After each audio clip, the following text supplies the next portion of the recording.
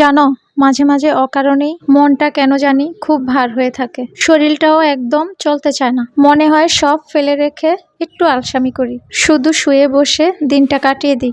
কিন্তু পরক্ষণেই যখন ভাবি আমার উপর ভরসা করে কেউ আছে যারা আমার হাতের রান্নার অপেক্ষায় থাকে, তখনই সব আলসামি নিমিষে কেটে যায়। কোথা থেকে যেন আবার নতুন করে শক্তি খুঁজে পাই। দুপুরবেলা একটা পোস্ট করছিলাম না যে আজ একদম রাততে ইচ্ছে করছে না। তোমরা অনেকেই অনেক মজার আর সুন্দর সব কমেন্ট করেছো। কেউ বললে দাদাকে বলো রেস্টুরেন্ট থেকে খাবার আনতে, আর কেউ বললে পেটের দায়ে রাতে তো হবেই। সত্যি বলতে তোমরা কে কিভাবে নিবে জানি না, তোমাদের সেই খুনসুটির কমেন্টগুলো পড়েই কিন্তু আলসামিটাকে একদম ছু মেরে দূরে সরিয়ে দিলাম। তারপর চলে এলাম সোজা রান্নাঘরে। দুপুরে যে ছবিগুলো পোস্ট করেছি এগুলো কয়েকদিন আগের রান্না করার ছবি ছিল। তো তোমরা তো দেখতেই পারছো আজকে কি কি রান্না করছি। প্রথমেই করে নিলাম আমার আর ওদের বাবার খুবই পছন্দের একটা খাবার, নোনা ইলিশ ভর্তা। তোমরা কে কে পছন্দ করো কমেন্ট করে কিন্তু জানিও। সেদিন কিছু মাছ নিয়ে আসছিল, বাইলা মাছ, সাথে ছোট বড় মেশানো কিছু চিংড়ি মাছ। তো সেগুলো না কেটেই ফ্রিজে রাখা হয়েছিল। আজকে ফ্রিজ থেকে নামিয়ে কিছু বাইলা মাছ কেটে রান্না করলাম,